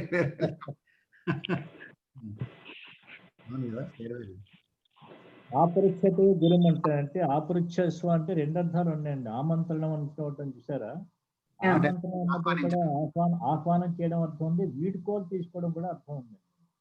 ఆపృచ్ఛతే అంటే ఆమంత్రణం అన్నప్పుడు ఆమంత్రయస్వ అంటే వీడుకోలు తీసుకోరా అంటే చెప్పిరా అంటే వెళ్ళిపోవడం అనే అర్థంలోనే వస్తుంటుంది. తర్వాత గమనించింది. అలాగే ఆపృచ్ఛతే అనే అదే అర్థం. మీ వాయిస్ కొంచెం దూరంగా వస్తుంది, ఫేడ్ అయిపోయినట్టు వస్తుందండి. అవునమ్మా, మీరు ఎక్కడో బెంగళూరులో మీకు హైదరాబాద్ కదా, అయినా ప్రయత్నం చేస్తున్నాను, అంటే దూరంగా వెళ్తోంది. తప్పను.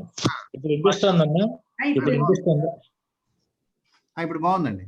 అదే రాజన్ గారు ఈసారి వచ్చినప్పుడు పాప ఆయన స్టేజ్ పెడతా అన్నారు, ఏదో లేకపోతే అదే కష్టం అవుతుంది.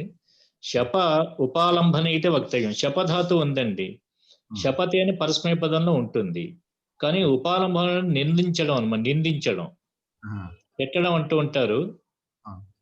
ఆ తిట్టడం అనే అర్థం ఉన్నప్పుడు మాత్రం ఆత్మనేయ పదం శపతి అన్నారు. వాచ శరీర స్పర్శనం ఉపాలంబనం. చూడండి చక్కగా ఎలా అన్నాడు అంటే, తిట్టడం అంటే అర్థం ఏంటి, వాక్కుల ద్వారా శరీరాన్ని టచ్ చేయడం అంటే శరీరానికి తగులుతుంది కదా, బెడ్డ ఎక్కలే కదా, శరీరానికి మనసుగా తగులుతూ ఉంటుంది అంటాం కదా. అంటే కర్రతో కొట్టకపోయినా వాక్కులతో కొట్టిన దెబ్బలే ఎక్కువ ఉంటాయి కొరడ దెబ్బల కంటే. కాబట్టి వాచ శరీర స్పర్శనం అంటే ఉపాలంబనం అంటే ఏమిటయ్యా అంటే అర్థం, వాక్కుల ద్వారా శరీరాన్ని స్పృశించడం, శరీర స్పర్శనం. వాక్కుల ద్వారా శరీరం స్పర్శించడం అంటే తిట్టనే కదా. చూడండి, దేవదత్తాయ శపతే, దేవదత్తుడిని వాక్కులతో బాధ పెట్టినాడు, శారీరక బాధ, మానసికంగా శారీరకంగా కూడా బాధ కలగజేస్తున్నాడు అర్థం కదా. అయితే దేవదత్తాయ అన్నవి చతుర్థి ఎలా వచ్చింది, ఇవన్నీ కారకం ఉన్నప్పుడు గమనించండి. అలాగే యజ్ఞదత్త, ఇవన్నీ ఉదాహరణ ఇలాగే ఉంటాయండి. అష్టాధ్యాయులు నచ్చని నాకు పద్ధతి ఇవే. దేవదత్తాయ శపథి అని మళ్ళీ యజ్ఞదత్త శపథ ఇస్తాడు. అంటే భిన్నమైన ఉదాహరణ ఇస్తే బాగుంటుంది, కానీ అదే ఉదాహరణ ఇస్తే సమంగా ఉండదు కదా, అందంగా ఉండదు మనకి. ఏమండి శప ఉపాలంబన ఇది ఒక శప గురించి చెప్తున్నాడు ఇక్కడ. అది కాదమ్మా నేను చెప్పేది ఉదాహరణ. దేవదత్తాయ శపథే అనేది మళ్ళీ యజ్ఞదత్తాయ శపథే, రామాయ శపథే, కృష్ణాయ శపథే, ఏంటి దమయంతియే శపథే, భ్రమరాయ శపథే, అన్ని అంటే విడిగా ఇస్తే ఇదిగా ఉంటుంది. సిద్ధాంతిక మాత్రం ఉదాహరణలు కొంచెం అందంగా ఉంటాయి, అవి కూడా పుస్తకాలు ఉన్నవాళ్ళు చూడండి. ఇక్కడ ఒకటి కంస కృష్ణాయ శపథే అని ఇచ్చాడు.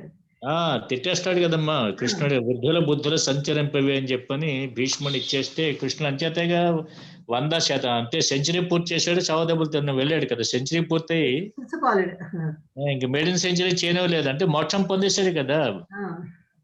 అది గమనించండి. తర్వాత బాగా చెప్పారు. తర్వాత సం అవ ప్రవిభ్య స్థః, తిష్టతి అని స్థాధాతు ఉంది కదండి. ఈ సమ్ అని ఉపసర్గ అర్థమవుతుందిగా మీకు, ఎక్కువ వివరించ. సం అవ పర ఉదాహరణ చూడండి. సమ్ అంటే సంతిష్టతే, అవతిష్టతే, ప్రతిష్టతే, వితిష్టతే. సం అవ పర వి 4 ఉన్నాయి కదా, 4 ఆత్మనేయ పదాలు తీసుకొస్తాయి అన్నమాట. అంటే ఎందుకన్నానంటే ఈ చాలా మంది ప్రతిష్టతే బాగానే వాడుతూ ఉంటారు, ప్రస్థాస్యామి అని పొరపాటు కూడా అంటూ ఉంటారు. ప్రస్థాస్యామి అని, ప్రస్థాస్య అనే అనాలి కదా. ప్రాణ ఉపసర్గ ఉన్నట్టయితే ఆత్మనేయ పదమే వాడి తీరాలి. అర్థమైందండి. మా గురువు గారు వచ్చారండి ప్రభాస్ మరి, ఇవాళ కూడా రాలేదేమో. వీరు కూడా గుర్తు చేయరు, వీరుంటే గుర్తు చేస్తుంది. తర్వాత ఆంగః స్థః ప్రతిజ్ఞానైతే వక్తవ్యం. అయితే చిన్న ఇది పెడుతున్నాడు, ఆంగ కంటే పరంగా స్థాధవత ఉన్నట్లయితే ప్రతిజ్ఞానే ఇది వక్తవ్యం. ఏమిటి అర్థం? అస్థి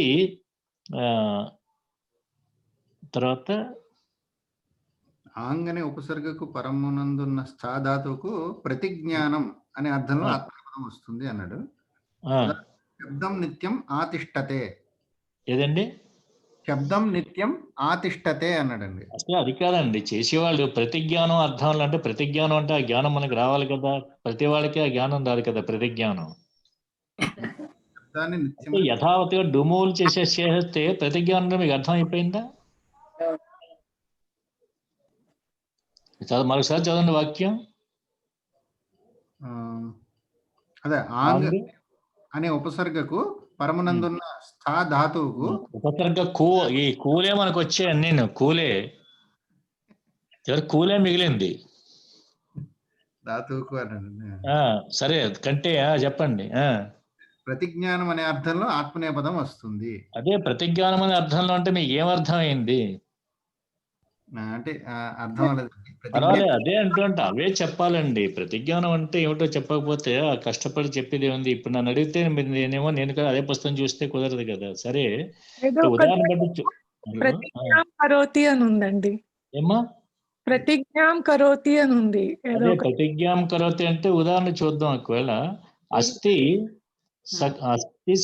ఉదాహరణ ఇచ్చాడు, అస్థి అనేనా ఉదాహరణ అంటే ఇక్కడ అంటే రవ్వ శ్రీహరి గారి బుక్ లో శబ్దం నిత్యం ఆతిష్టతే అన్నాడు అంతే. చెప్పనా అండి? చెప్పండి చెప్పండి. ఎం శబ్దముక్తవాన్ తావమేవ అనుసరామి. ఎక్కడి నుంచి ఉదాహరణ తీసుకున్నారండి? ఇక్కడ astaadhyayi.com అని చెప్పేసి వెబ్సైట్ ఒకటి ఉందండి, అందులో.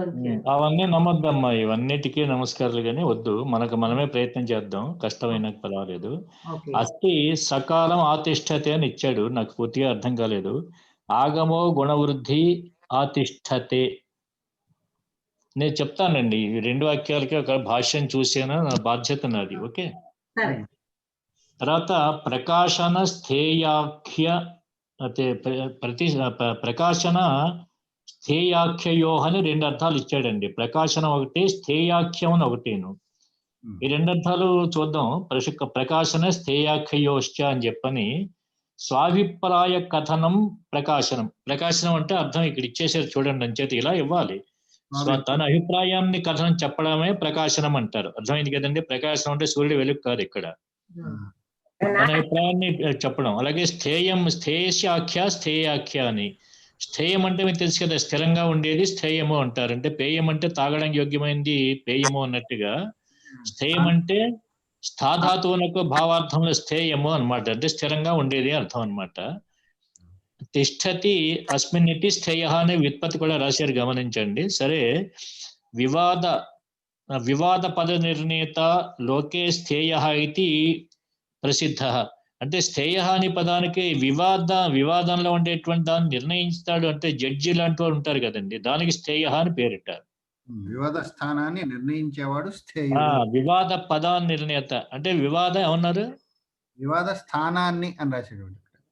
అటు వివాద స్థానాన్ని అంటే వివాదాన్ని నిర్ణయించడం అంటే వివాదాన్ని పోగొట్టడం అర్థం తప్ప వివాదాన్ని కల్పించడం అర్థం ఉన్నట్టుగా ఉంది. వివాద స్థానాన్ని ఆయన నిర్ణయించడం ఎందుకు? న్యాయవాది మనమే దెబ్బలాట్లు వీళ్ళకే వస్తూ ఉంటాయి కదా.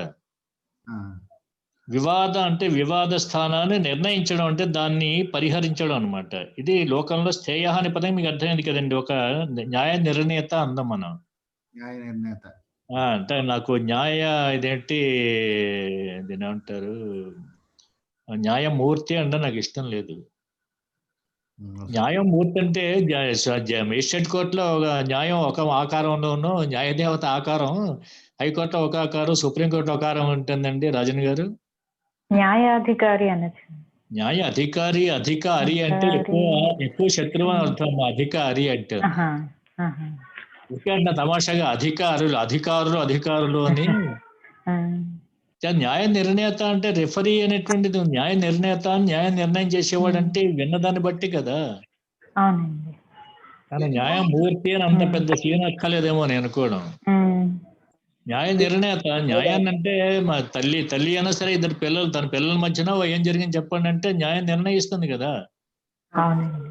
అంటే ఉన్న విషయాన్ని చెప్తుందని అర్థం. దాన్ని న్యాయ నిర్ణయ న్యాయమూర్తి అని అంత పెద్ద పేరు పెడితే మేజిస్ట్రేట్ మళ్ళీ రకరకాలుగా న్యాయమూర్తి లేని విధాలుగా ఉండరు. న్యాయమూర్తి అంటే ఎప్పుడు స్వరూపం అలాగే ఉంటుంది.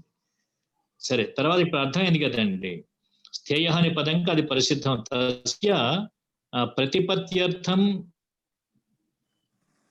ఆఖ్యాగ్రహణం అన్నమాట. ప్రకాశతే ఉదాహరణ ప్రకాశనే స్థేయాఖ్యాయాం చ తిష్టతే ఆత్మనేపదం భవతి. ప్రకాశనే తావత్ తిష్టతే కన్యా ఛాత్రేభ్య అని ఇచ్చారండి. హలో, అంటే ఛాత్రేభ్య కన్యా తిష్టతే అంటే ఇక్కడ ఏ అర్థం అంటే తన అభిప్రాయం చెప్తోంది అని అర్థం అనమాట. హలో, అంటే ప్రకాశనం అనే అర్థంలో అంటే తన అభిప్రాయం చెప్పడం అన్నాడు కదా.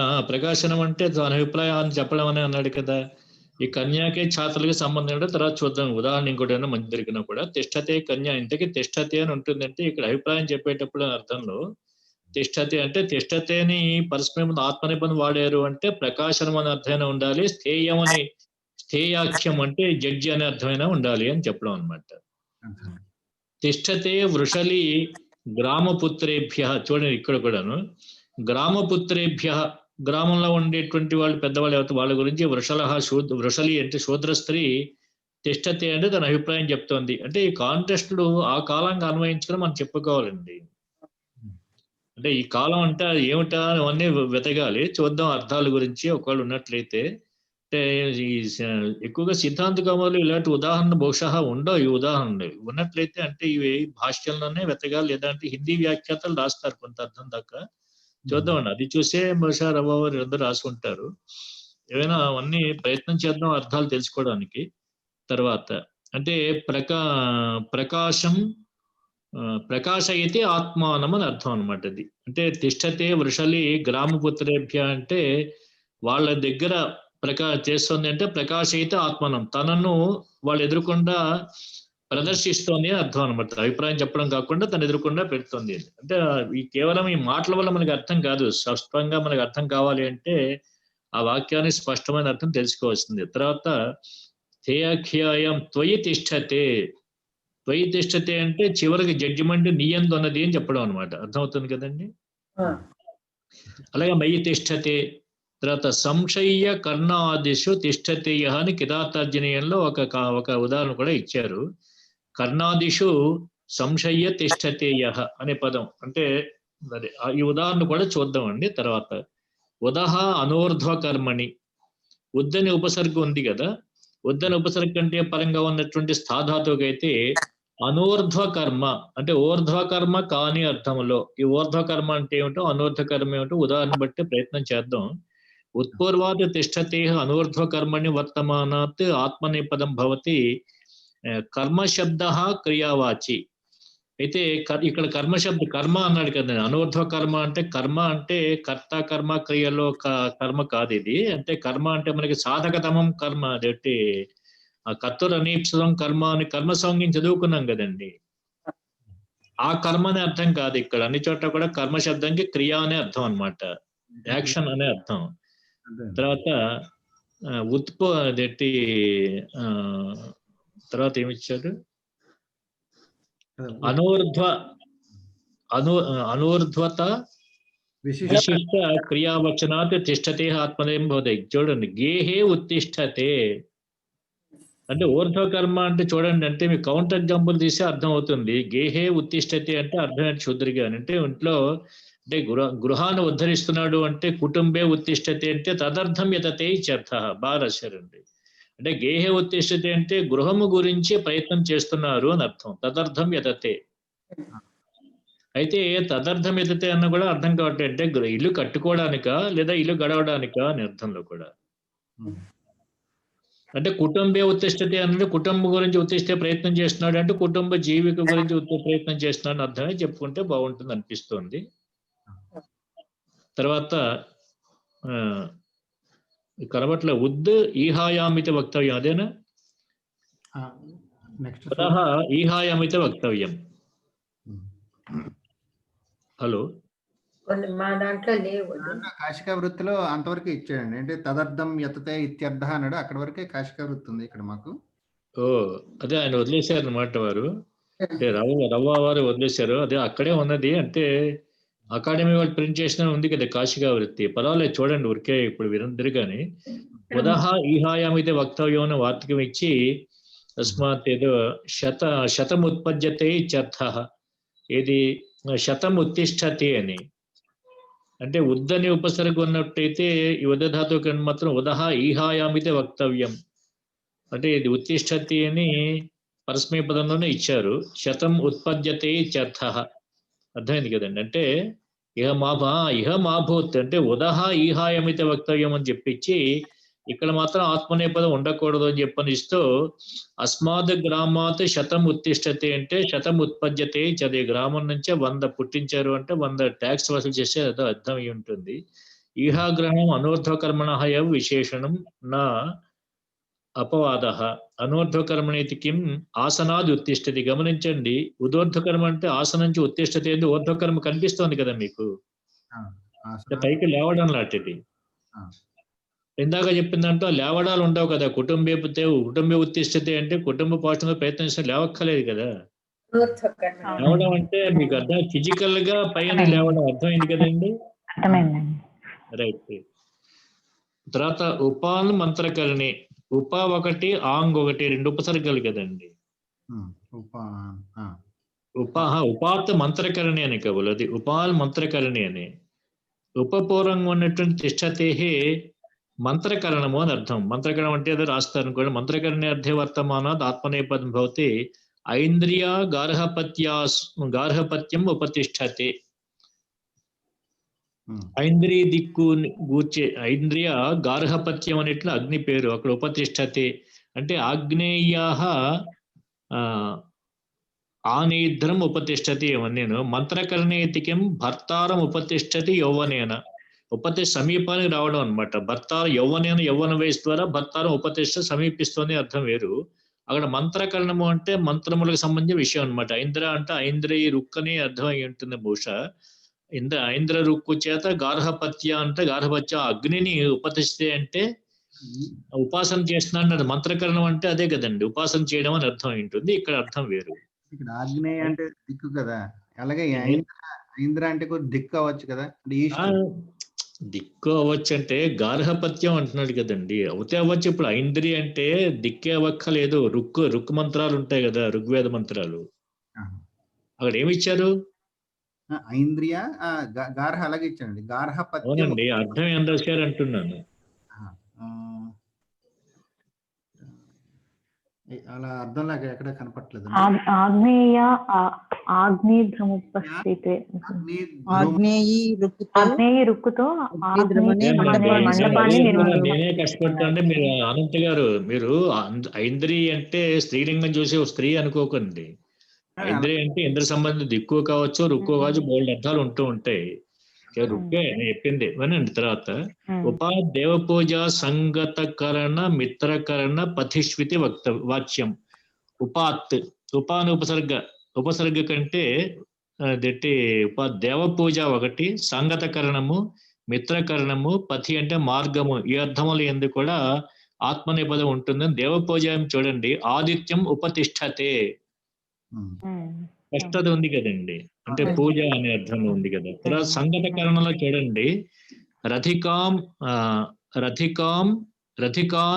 ఉపతిష్టతే. సంగతకరణ రథికులు అంటే రథంలో ఉన్నవాళ్ళు, రథిక అంటే రథంలో ఉన్నవాళ్ళు రథికులు అంటాం కదా, వాళ్ళు ఉపతిష్టతే అంటే సంగతకరణం అనమాట, కలుసుకోవడం అనమాట. ఇక మిత్రకరణే మహామాత్రాన్ని ఉపతిష్టతే. మహామాత్రలు అంటే ఏనుగుని మావటి వాళ్ళు అంటారు, బహుశా అది ఉంటుందేమో అనుకుంటున్నాను నేను. అయినా ఒకసారి చూడండి అర్థాలు ఏమి ఇచ్చారో, తర్వాత చూద్దరు కానీ. మహామాత్రాన్ని ఉపతిష్టతే. తర్వాత మిత్రకరణ సంగతకరణయోహో కో విశేష, ఇదే అనుకున్నాం. మిత్రకరణము సంగతకరణం 2 ఒకటే అనుకుంటాం కదా.